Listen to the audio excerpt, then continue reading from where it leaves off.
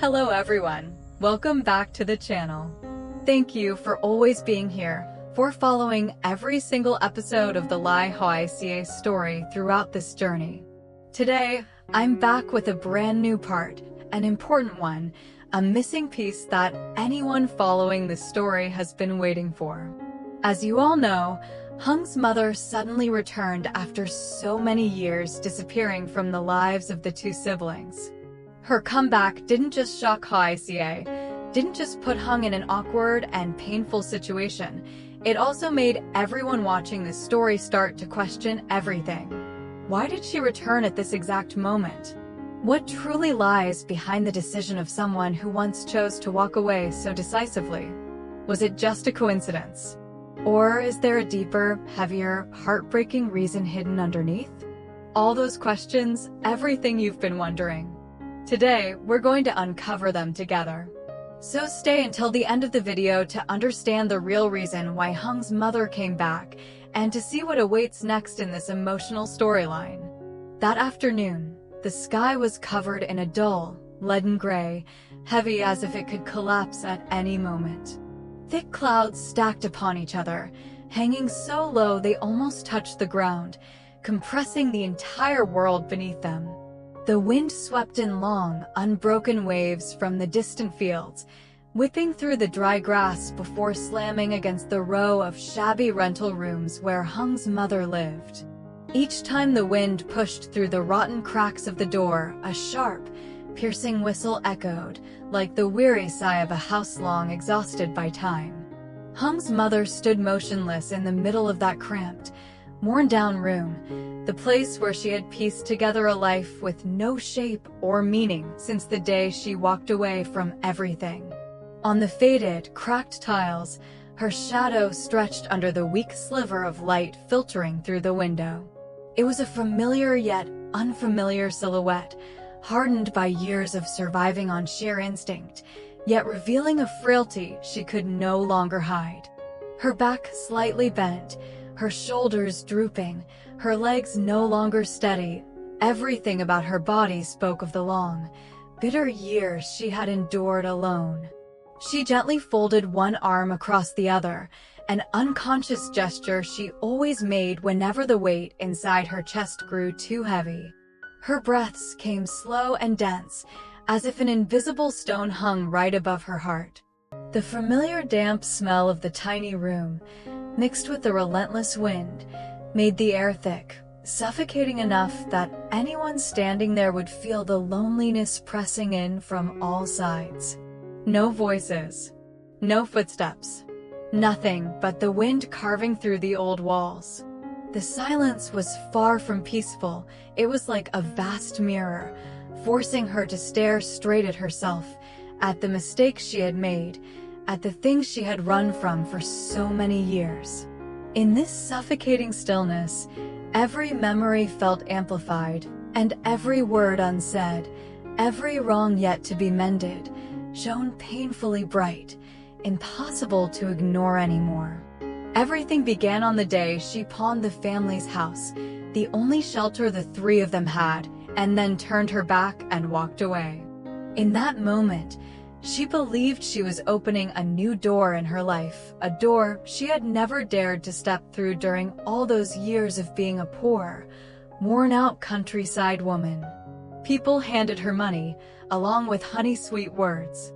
New friends suddenly appeared, flocking around her as if she were the center of the entire party. The pounding music, the blinding lights, the all-night gatherings, all the things she had only ever seen in movies were now right in front of her. For a moment, she truly believed she had found happiness. As if the youth that had abandoned her for so many years suddenly came rushing back, soaked with freedom, reckless and intoxicating. She forgot the two children sitting at home, waiting beside a cold dinner. She forgot the promise she made the day she entered that house, to raise them as her own. Forgot everything simply because she was holding money in her hands. But that fleeting joy had never been real. It was brittle, like a rice paper sheet meeting the wind. Touch it, and it shatters. Money slipped away faster than water. The tighter she tried to hold it, the quicker it disappeared. The friends who once crowded around her vanished the moment she became short on cash. The simple meals that used to warm her heart now made her choke with guilt. Even a bowl of instant noodles carried the weight of the dinners she had destroyed. And then her own body turned against her in the cruelest way. She woke each morning feeling as if someone had disassembled every joint in her body. A few steps made her heartbeat go wild, her throat go dry, her legs tremble uncontrollably. Those symptoms were no longer something she could ignore, but by the time she wanted to turn back, it was already too late. Then came that fateful morning. Before dawn had even broken, her head spun violently. Her steps swayed, the world blurred, as if someone had pulled a gray curtain over her eyes. And then, darkness. Her knees buckled, and the last thing she felt was the cold pavement pressing against her cheek. She woke up in a hospital, the sharp smell of disinfectant stabbing into her nose. The heart monitor beeped steadily, beep, beep, reminding her that time was ticking away, second by second. The doctor stood next to her, eyes serious, voice gentle yet unyielding as he told her the truth. "You have cancer. You need to start treatment immediately." Just one sentence, but it felt like someone had smashed her heart with a hammer. All the nights of partying, all the careless laughter, the reckless spending, everything suddenly turned into festering wounds, swelling with regret. Every boastful word she once spoke now sounded hollow, embarrassing, and unbearably shameful. When she returned to her tiny rented room with its moldy walls, she no longer had the strength to pretend she was strong. She sank to the floor, her shoulders trembling. The noise outside, traffic, wind, street vendors, all seemed to echo and fade, then disappear.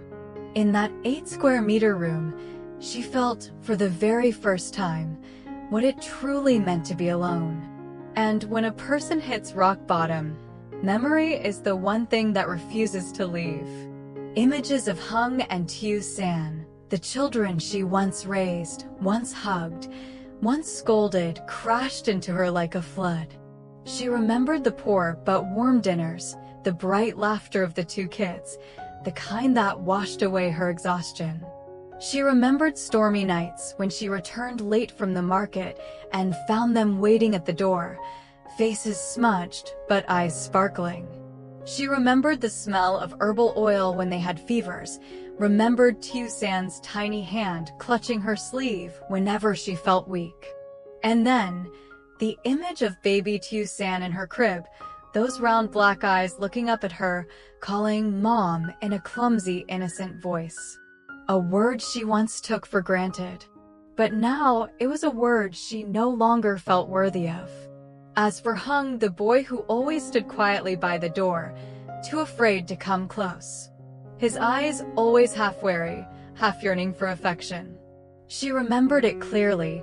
She had only forced herself to forget. How her harsh tone hit him like slaps.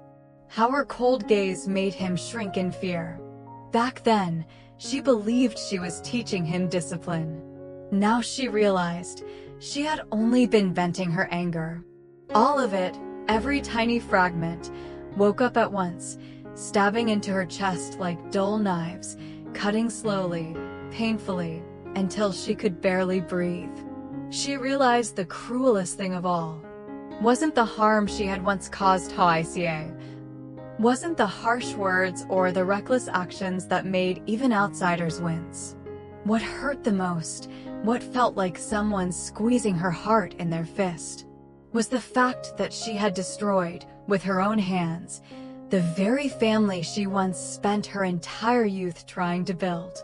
There was a time when she tried her best to play the role of a stepmother, tried to create a home for Hùng and Tiu San, believed that with enough sacrifice, the two children would grow up in peace. Yet after all those years of struggling to keep that little home together, she herself was the one who shattered it.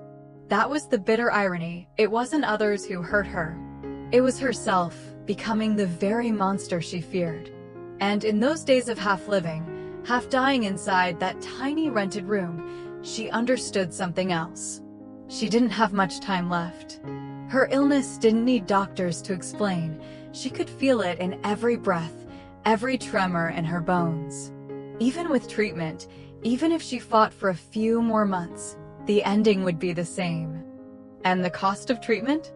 Just one hospital bill was enough to tell her she would never be able to buy back the house.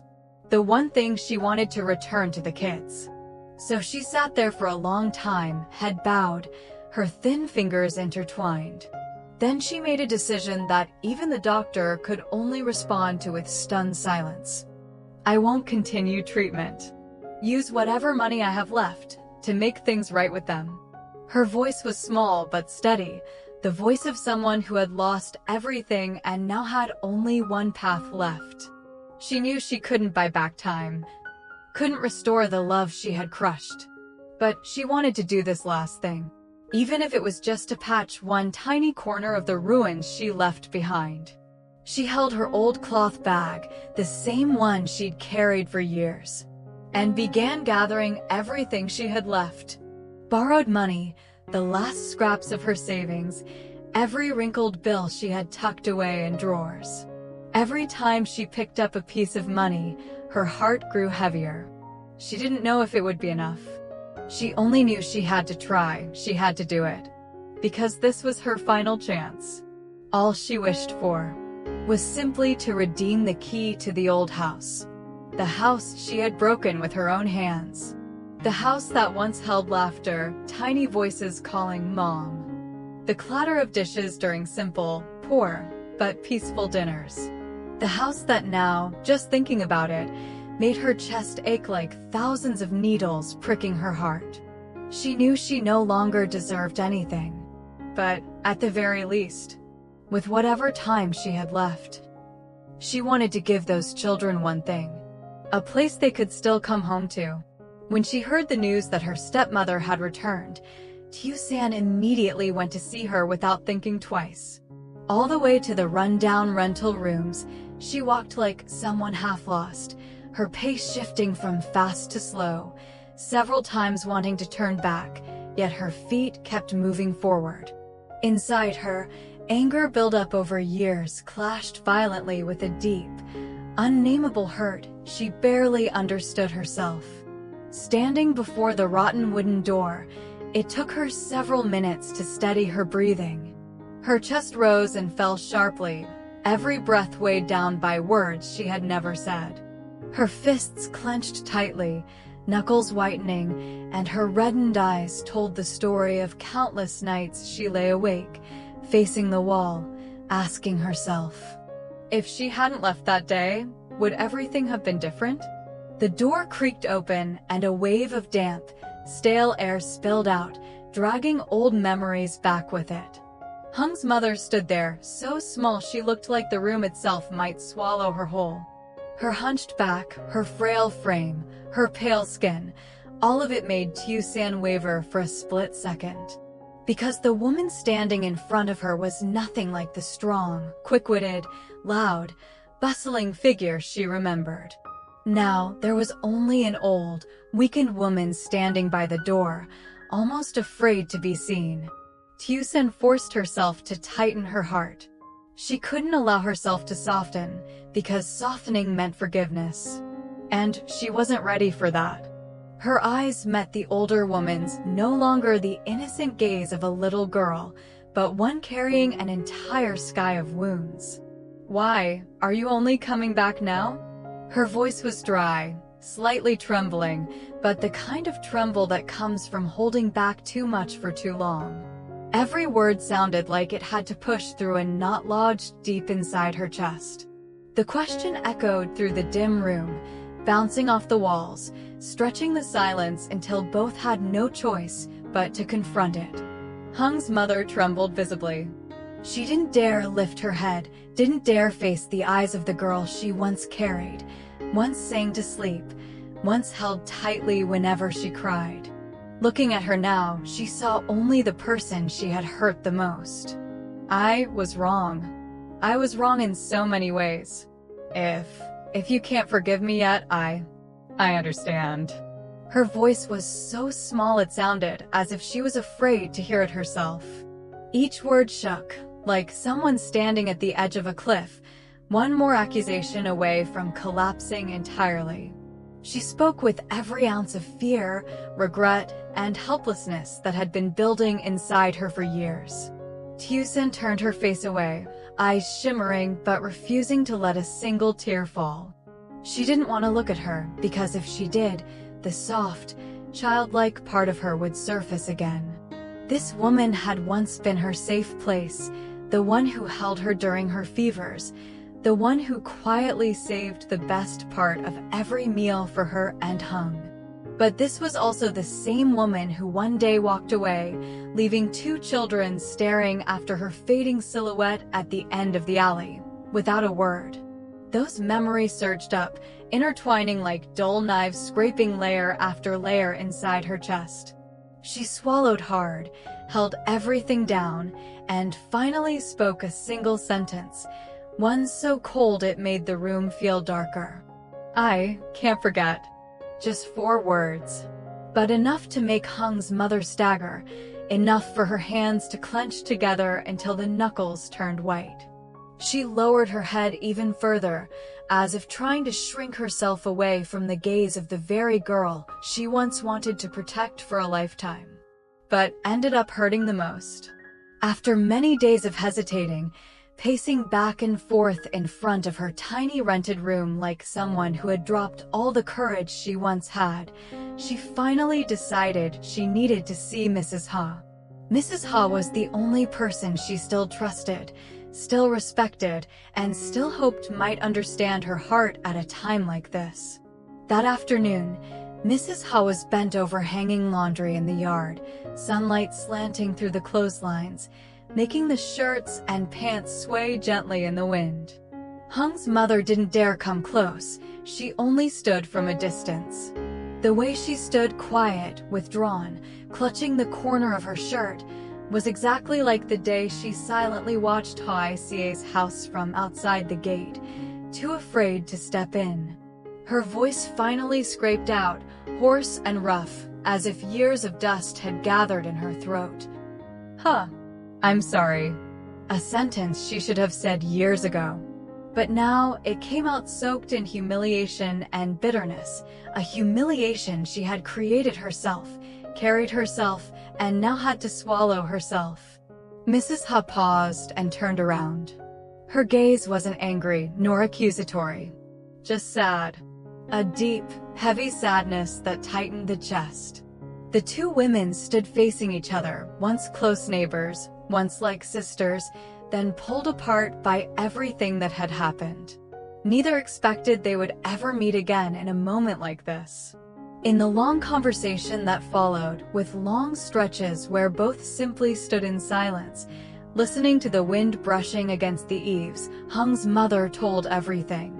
From the things she had buried the deepest, to the things she feared the most. Her illness. The doctor's blunt word cancer stabbing straight into her heart. The real reason she left, the foolish mistakes, the reckless nights, the money wasted on illusions of a new life. The regret that tore at her a little more each day.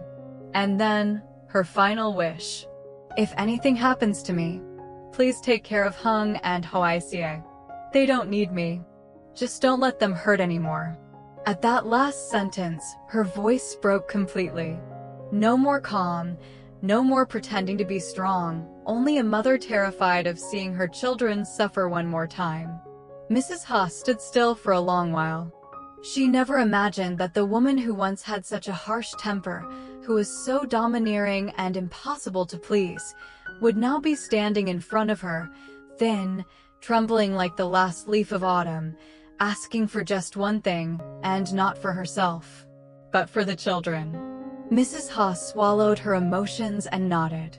Not because she had fully forgiven her, but because she understood how much pain Hung was already carrying, and how the sudden return of his stepmother would only tear everything open again. So Mrs. Ha agreed to keep the secret, to hide the fact that Hung's mother had come back. Because she feared Hung would break. Because she knew his heart was already bruised in ways no one could see. And because her return at the wrong time could become the spark that burned down everything he had been trying to rebuild. As for Hung's mother, after that conversation, she was left with one final purpose in the small number of days she had left. To redeem her mistakes. At any cost. With whatever remained of a life that was counting down inside her body. Even as her breaths grew heavier, even as her legs weakened with every step, she refused to stop. Because this was the last thing she could ever do for her children. Will Hung's mother, after everything she has done, still be able to do anything more? Does she still have the strength, the time, to finish the final stretch of the path she chose for herself, a path filled with debt, regret, and the fierce determination of a mother trying to repay her mistakes with the last pieces of her life?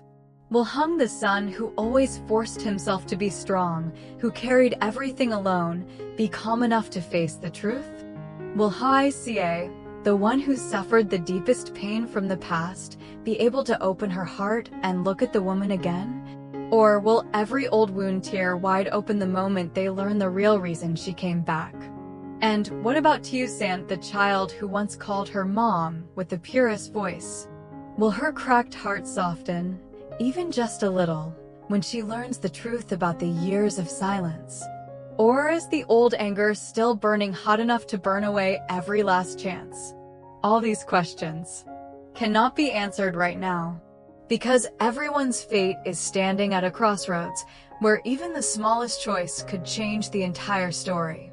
Will she have enough time to fulfill her final wish, the wish she has traded her health and the last days of her life to pursue? All will be revealed, little by little. Stay tuned for tomorrow's episode on the channel to see what happens next. Xin chào tất cả mọi người đã quay trở lại với kênh của mình. Bây giờ thì mình đang làm video. Bây giờ mình sẽ đặt tên tiêu đề nha.